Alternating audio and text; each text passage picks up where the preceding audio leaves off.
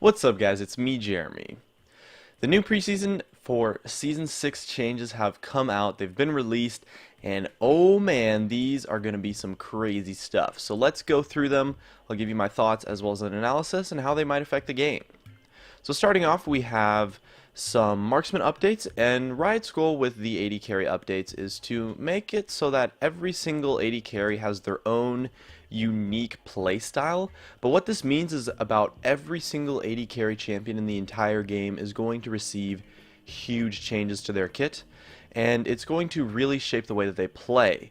Now, there was a forum post earlier that talked about them a little bit, and I can just say Corki is going to become a very magic damage focused AD carry. Misfortune is going to become sort of like a wombo combo AoE AD carry, and her ultimate's going to be able to crit. And so Graves is going to become like a sort of burst damage AoE combo kind of guy, and he's going to have a buckshot effect on his auto attack. Caitlyn's going to become somewhat of like a zone control marksman. Her traps are going to have a charge system now, and if you land her net or a trap on a target, it's going to give you a guaranteed headshot.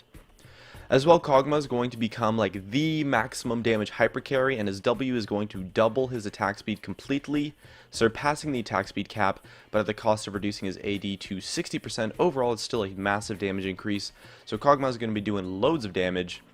And lastly, we have Quinn, who is going to be like this roam, hyper mobile, very fast. Not hyper mobile in fights, but has a lot of roaming potential. Her ultimate's no longer going to be used for assassinations, and is rather going to become a secondary form, like something like Nidalee, where she can just use it at will, and it's going to help her roaming a lot. And the AD carry items as well are going to receive a lot of overhauls. The item changes haven't been released yet, but it's looking like they're going to increase the diversity, and overall I'm really excited for the marksman role in the new season. I think it's going to be really good.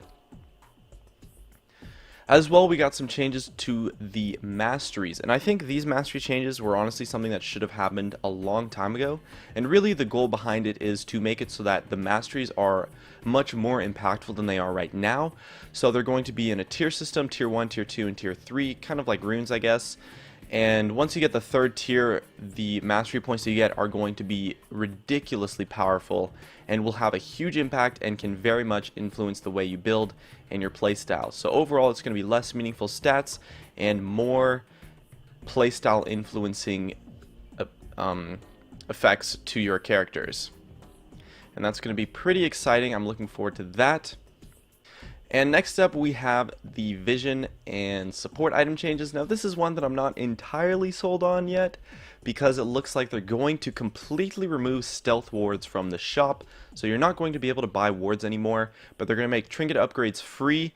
But at the same time, like, I think we've all noticed how difficult of a time a lot of people have in terms of upgrading their trinkets. So overall, there's going to be a little bit less wards on the map, but the support items upgrading from Sightstone are going to become a lot better, and supports are going to have a lot more options with their vision items. So it's a great change for supports, but other roles is going to be a little bit tricky. And now you are, at least with this changes on paper, it looks like you're going to be completely 100% forced into just taking vision trinkets, which honestly kind of sucks.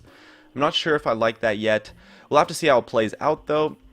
So next up, we have the starting items. Looks like the general idea with the starting items is they're going to make it so that you have a lot more dynamic choices, because right now the problem that Riot has with the starting items is that sometimes a lot of these items favor play styles or certain champions, and that in turn creates a couple of balance problems here and there, especially in the early game laning phase. So they want to make a lot more dynamic starting items. They're going to increase the cost of health pots to make it so that it's a very sustain focused item, so that you either have to choose between an item that gets you health pots or an item that doesn't get you health pots, and maybe the item that doesn't get you health pots is reasonably powerful and has some kind of sustain in its own way. They're also going to remove mana pots from the game. And I think overall these starting item changes are pretty good. I think item diversity is something that League of Legends has really lacked throughout the years, and this is something that can contribute a lot and should also help the early laning phase of a lot of champions, especially in lanes like top lane and mid lane in the solo lane matchups, where the starting items can have a pretty big influence on the specific matchup. So you can take an item depending on what matchup you have, and that can really influence the way you play. And lastly, let's play the video here. I really like this change. This is probably my most favorite change of the entire preseason here. and it's that they're going to add an objective at the Baron Pit before 15 minutes. And so it's just like a little thing that you kill, and it gives a single target buff, so only one player on your team gets the buff. But I think it's a huge impact to top lane in terms of just putting an objective on the top side of the map. I think that's a really important thing, and a big part of why top lane kind of tends to be isolated is because of Dragon being in the bottom lane. And since League is such an objective focused game, you know, a lot of times there's not too much action that goes on in the top lane, since there's no reason to fight top lane, since there's not really many objectives you can take other than just the top lane turret. But this change is going to be awesome. I'm looking forward to that. It doesn't look like it's going to be too strong though, so I'm not sure how impactful it's going to be compared to something like maybe Dragon that can potentially have a huge impact on the game. So we'll have to see the numbers on the buff, but it's looking to be an awesome change. I'm really satisfied with this one. Definitely looking forward to the preseason. Let me know what you think of the preseason 6 changes, and I'll try to keep you updated as more stuff comes out. So thanks for watching, and I'll see you guys next time.